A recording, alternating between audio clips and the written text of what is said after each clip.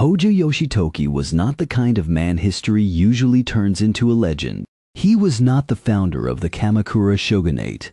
That role belonged to Minamoto no Yoritomo, the warrior lord who built a military government far from Kyoto and forced the old aristocratic world to make room for a new power in the east.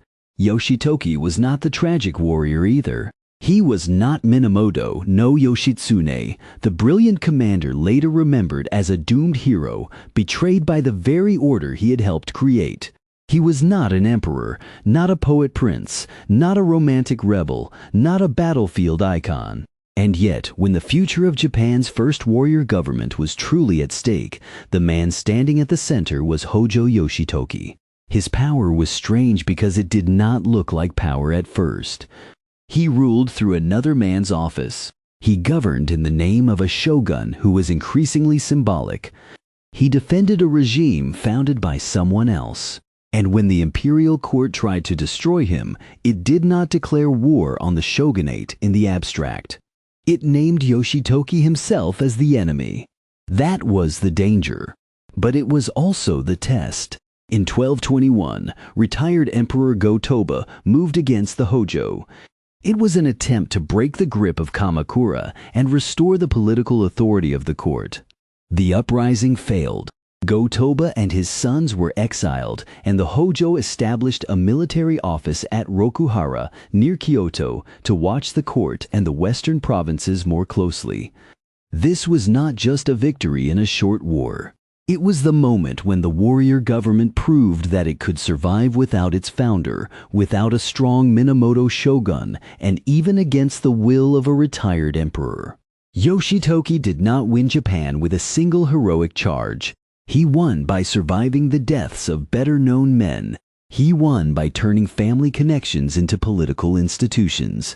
He won by understanding that power in Kamakura was not held by the man with the most glorious name, but by the man who could keep the warrior houses together when every other source of legitimacy had begun to fail.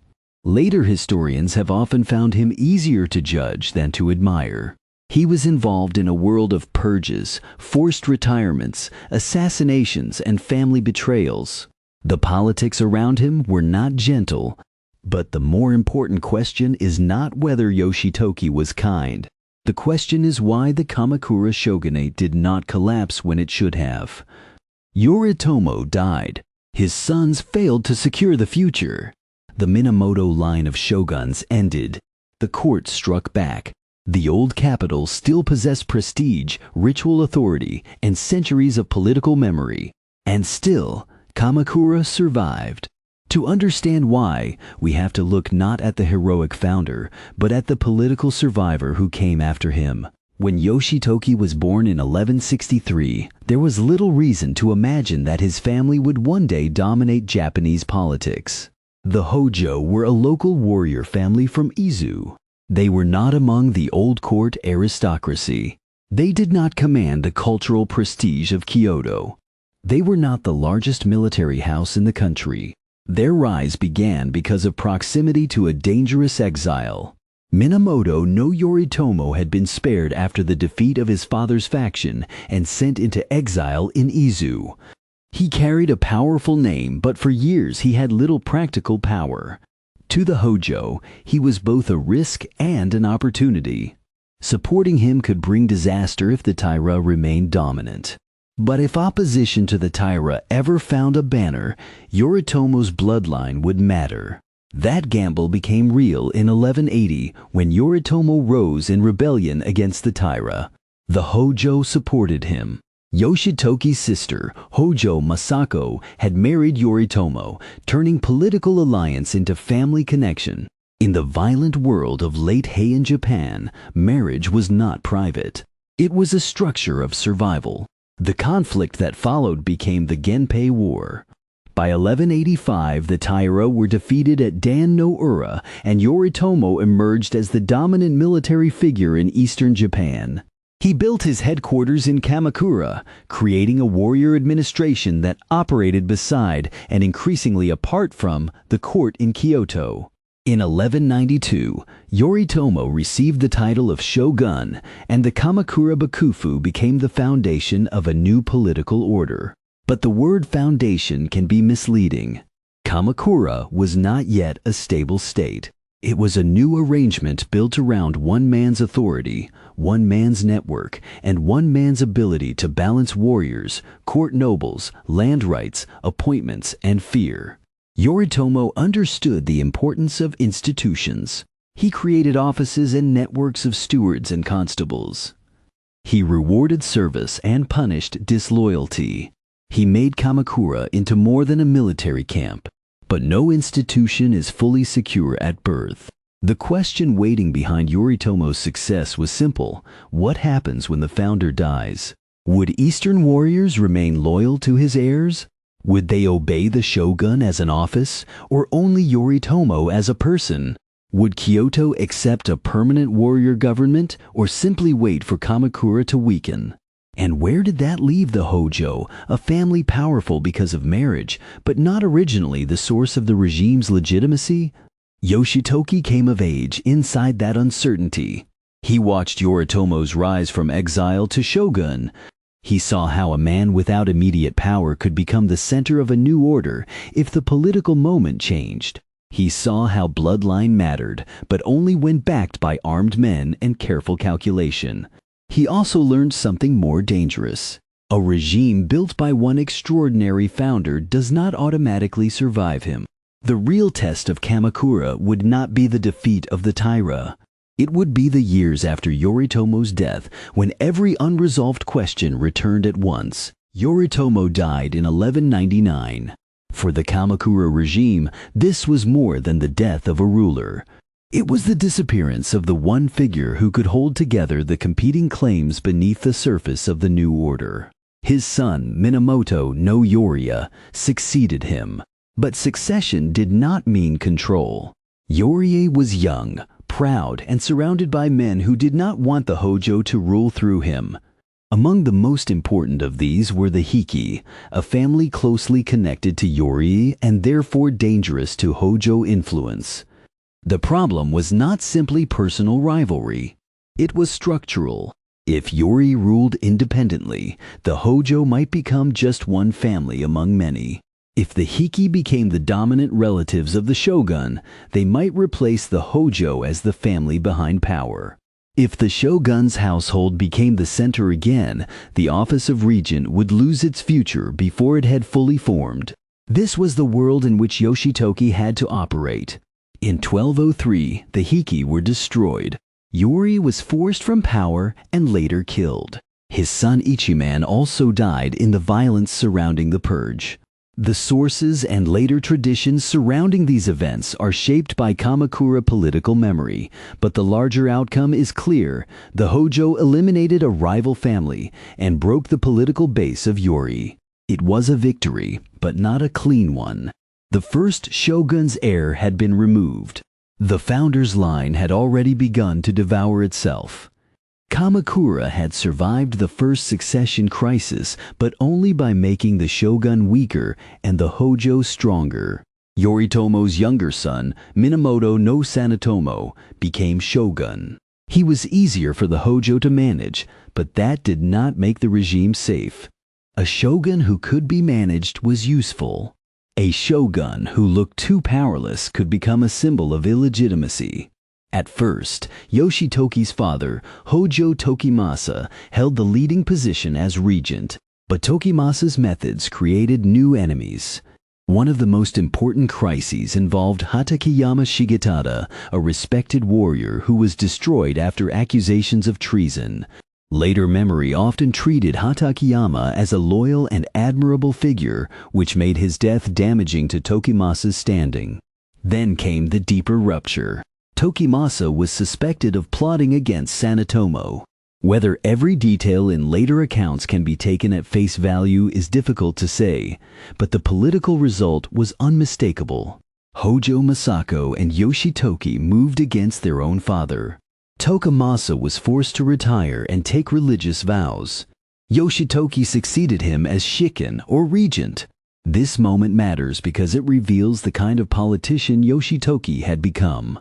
He did not inherit power peacefully from a stable family hierarchy. He took control by deciding that his father had become a threat to the survival of the regime. Blood mattered, but not more than Kamakura. Family loyalty mattered, but not more than political necessity. That was the cold logic of the new warrior government. Yoshitoki's rise was not the story of a man climbing a simple ladder. It was the story of a man learning that every source of power could also become a source of danger. The shogun could become dangerous. A rival family could become dangerous. A father could become dangerous. Even the founder's memory could become dangerous if it prevented the regime from adapting. By the time Yoshitoki became regent, Kamakura had already changed. It was no longer ruled by Yoritomo's personal authority. It was being ruled by those who could manage the ruins of that authority. Yoshitoki now faced a problem that no warrior government in Japan had ever solved before. How could a military regime survive when its legitimacy came from a family that was losing control of itself? Sanetomo remained shogun, but his position was fragile. He was not merely a puppet. That would be too simple. He had his own cultural ambitions, maintained ties with Kyoto, and pursued court rank and recognition. He wrote poetry and lived in the shadow of both his father's achievements and his brother's violent downfall. But the structure around him had shifted. The shogun was still necessary. The name of Minamoto still mattered. But real administration increasingly depended on the Hōjō Regency, the councils and offices of Kamakura, and the loyalty of the Gokunin, the warrior vassals who expected protection of their rights and rewards for service. Yoshitoki's challenge was to preserve the shogun as a symbol without allowing the shogun to become an independent center of power. That balance was delicate. If Sanetomo became too strong, the Hōjō might be pushed aside. If Sanetomo became too weak, the entire regime might look hollow. Then, in 1219, the balance collapsed. Sanetomo was assassinated at Tsurugaoka Hachimangu in Kamakura. The killer was Kugyo, the son of the deposed Yoriya and Sanetomo's nephew. The murder extinguished the direct Minamoto shogunal line descended from Yoritomo. For Kamakura, this was a disaster that could have ended everything. The regime had been founded by a Minamoto. Its authority over Eastern warriors had been built around service to Yoritomo and his house. Now that house no longer had a direct adult male heir to rule as shogun. Kyoto could look at the situation and see an opportunity. The court might argue that the warrior government had outlived its legitimacy. Some warriors might wonder whether loyalty to Kamakura still served their interests.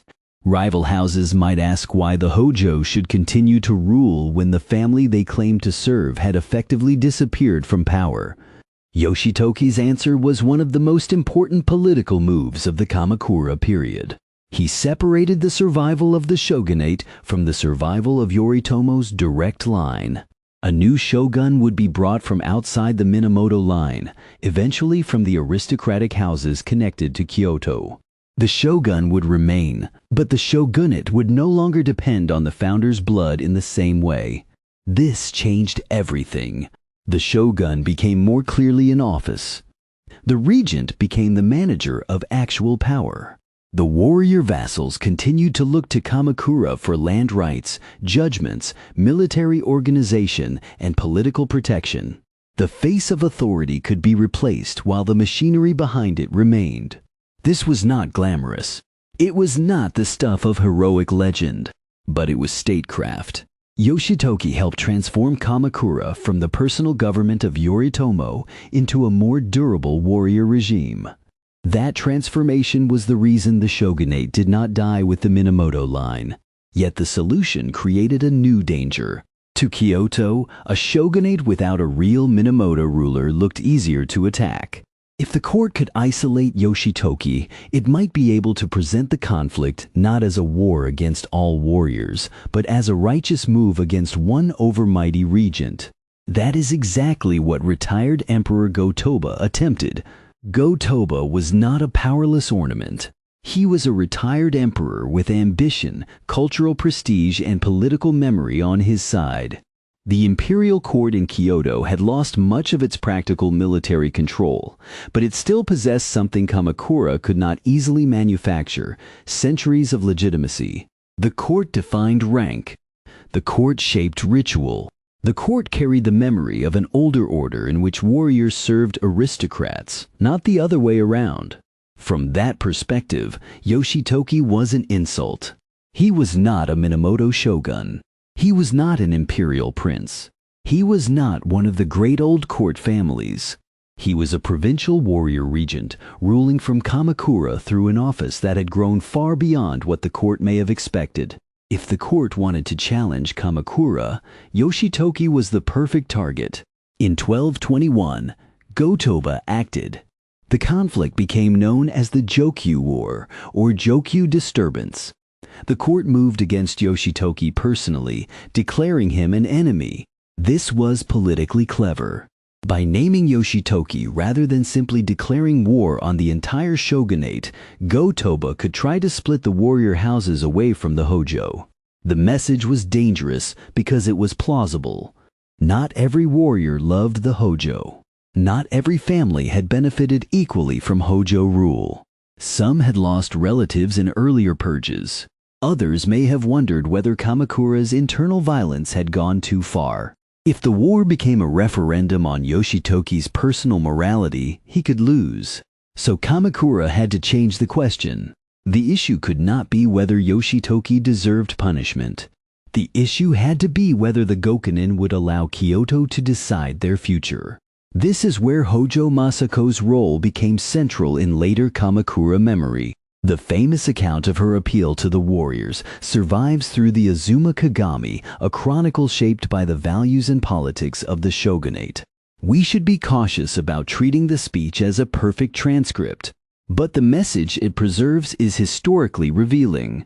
Kamakura reminded its warriors that their status, lands, and rewards were tied to the order Yoritomo had created. If Go-Toba broke the Hōjō, he might also break the system that protected them. Yoshitoki's survival depended on making the warriors see his cause as their own. That was the political brilliance of the moment. A weaker leader might have hidden behind defensive walls. A more arrogant one might have demanded loyalty to himself. Yoshitoki and the Kamakura leadership did something more effective. They turned a personal attack into a class interest. The court had tried to isolate him. Kamakura made him inseparable from the warrior order. The danger in 1221 was not imaginary. For warriors raised in a world where imperial authority still mattered deeply, fighting the court was not a minor decision. The retired emperor's command carried moral and symbolic force. Kyoto was not simply another enemy city. It was the old capital, the place from which rank, ritual, and legitimacy had flowed for centuries. If Kamakura hesitated, the rebellion could spread. If it waited behind its eastern defenses, uncertain warriors might drift toward the court.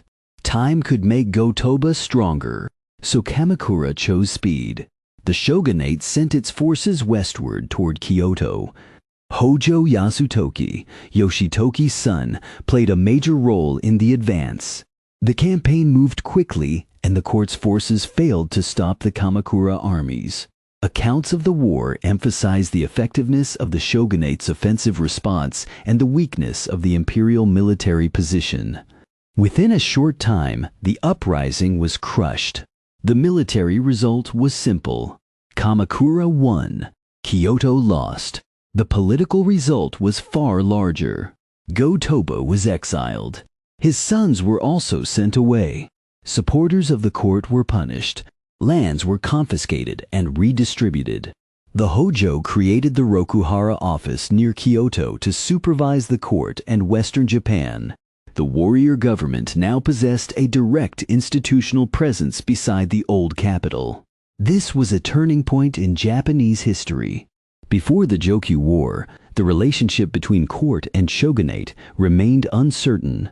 Kamakura had power, but Kyoto still had ancient prestige. The court could still imagine that the warrior government was temporary, conditional, or reversible. After the war, that imagination became much harder to sustain. The shogunate had not merely defended itself. It had punished a retired emperor. It had intervened in court politics. It had redistributed property from defeated enemies to loyal warriors. It had extended its reach into Western Japan. Yoshitoki's victory therefore did something Yoritomo's founding achievement had not fully done. It proved that the warrior government could survive direct confrontation with imperial authority. That did not mean the emperor disappeared. It did not mean Kyoto ceased to matter. Japanese politics would continue to depend on layers of symbolic, religious, aristocratic, and military authority. But the balance had shifted. Kamakura was no longer just a military headquarters in the east. It was the power that had defeated the court's attempt to reverse history. And Yoshitoki was the man the court had tried to destroy. Yoshitoki's victory did not make him beloved. That is part of what makes his story so compelling. Many historical founders are easier to package. Yoritomo can be presented as the builder of a new order. Yoshitsune can be remembered as the betrayed genius. Go-Toba can be cast as the cultured ruler who tried to restore imperial dignity and failed. Yoshitoki resists that kind of treatment. He is difficult to romanticize because his achievements were political rather than poetic. He did not embody a beautiful lost cause. He did not die young in exile. He did not charge across a battlefield in a scene later generations could turn into legend. He survived. Survival can look ugly. The Kamakura politics around Yoshitoki included the destruction of rival families, the removal and death of shoguns, the forced retirement of his own father, the weakening of the Minamoto line, and the conversion of the shogunate into a system where the visible ruler was not always the real ruler. It is easy to see why later readers might find him cold.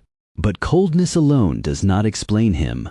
Yoshitoki operated in a world where political institutions were still being invented through crisis. There was no stable manual for how a warrior government should survive after its founder. There was no accepted constitutional order defining the relationship between shogun, regent, emperor, retired emperor, court noble, and warrior vassal. Every major crisis forced an answer. When Yori threatened Hōjō power, the answer was removal. When Tokimasa became politically dangerous, the answer was forced retirement. When Sanetomo died and the Minamoto line failed, the answer was to preserve the office of shogun while shifting real authority more firmly to the regency. When Go-Toba tried to isolate Yoshitoki, the answer was to make the entire warrior class understand that his fall could become their fall. These answers were not gentle, but they were effective. The question is not whether Yoshitoki created a morally pure regime. He did not. The question is whether the Kamakura shogunate could have survived without someone like him. And that answer is much harder. Yoritomo had created the possibility of warrior rule. Yoshitoki helped make it durable. He did not replace charisma with more charisma. He replaced it with procedure, family power, military mobilization, and the careful management of interests. He understood that legitimacy could be borrowed, reshaped, and defended. He understood that a shogun could be necessary without being sovereign. He understood that the court's prestige was powerful, but not invincible if the warriors believed their land and status were at stake. That is why he matters. Not because he was admirable in a simple way, but because he helped build a political order strong enough to outlive the people who gave it its original name. Yoshitoki did not act alone. No account of his career makes sense without Hōjō Masako. She was Yoritomo's widow, Yoshitoki's sister, and one of the most powerful political figures of early Kamakura. Later memory often called her the Noon Shogun, a title that captures the unusual authority she exercised after taking religious vows. Masako connected the Hōjō to Yoritomo's legacy in a way Yoshitoki alone could not. She was not merely a family symbol. She intervened in politics, helped move against Tokimasa, and became central to the regime's response in 1221. Yoshitoki also depended on the next generation. His son, Hōjō Yoshitoki, helped lead the forces against Kyoto during the Jokyu War and later became the third regent. Under Yoshitoki, the Hōjō Regency would gain further institutional stability. This matters because Yoshitoki's achievement was not simply personal domination. He helped turn the Hōjō position into a system that could be inherited. That system was not identical to a modern state. It was family-centered, status-conscious, and deeply tied to land rights and military service. But it was more durable than a single warrior's household. The Hōjō Regency created a paradox at the heart of Kamakura rule. The shogun remained visible. The emperor remained sacred. The court remained prestigious. But the Hōjō often controlled the practical decisions that made government work. This was not a clean replacement of one regime by another. It was a layered political world. Old and new powers coexisted. The court did not vanish. The shogun did not disappear. The Hōjō did not crown themselves kings. Instead, they mastered the spaces between offices. That was Yoshitoki's world. He did not need to abolish the emperor. He needed to prevent the emperor from destroying Kamakura. He did not need to become shogun. He needed to make the shogun dependent. He did not need every warrior to love him. He needed enough warriors to understand that their future was safer with him than with Kyoto's victory. In that sense, Yoshitoki's genius was not ideological. It was structural. He knew where power actually moved. Hōjō Yoshitoki died in 1224. By then, the most dangerous crises of early Kamakura had been survived. Yoritomo was dead. Yori was gone. Sanetomo was dead. The direct Minamoto shogunal line had ended. Go-Toba had rebelled and failed. The shogunate should have collapsed at several different points. It did not. Instead, the Hōjō Regency became the real center of Kamakura politics. The family would continue to dominate the shogunate until its fall in 1333. Yoshitoki did not live to see that final destruction. He lived long enough to make the system survive its first great tests. That is why his place in history is unusual. He was not the man who created Kamakura. He was the man who made sure Kamakura did not die with its creator. He was not the warrior whose battlefield brilliance became legend. He was the politician whose decisions made later warrior rule possible. He was not the emperor's equal in ritual status. But when the retired emperor tried to destroy him, Yoshitoki's side won. The cost of that victory was a colder political world. After 1221, the court could no longer pretend that the warrior government was merely a temporary eastern disturbance. Kamakura had shown that it could punish imperial rebellion, control land redistribution, and place its own military presence near Kyoto. Japan did not become a simple military dictatorship overnight. The older order remained. Ritual authority, court rank, aristocratic culture, Buddhist institutions, and imperial symbolism all continued to matter. But the rules had changed. Power no longer flowed only from Kyoto outward. It now had another center. That center was Kamakura, and behind Kamakura stood the Hōjō.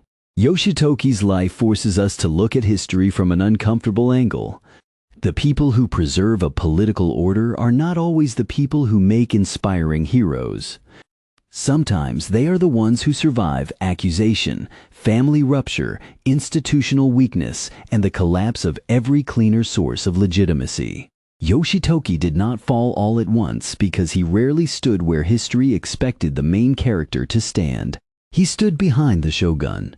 He stood beside his sister.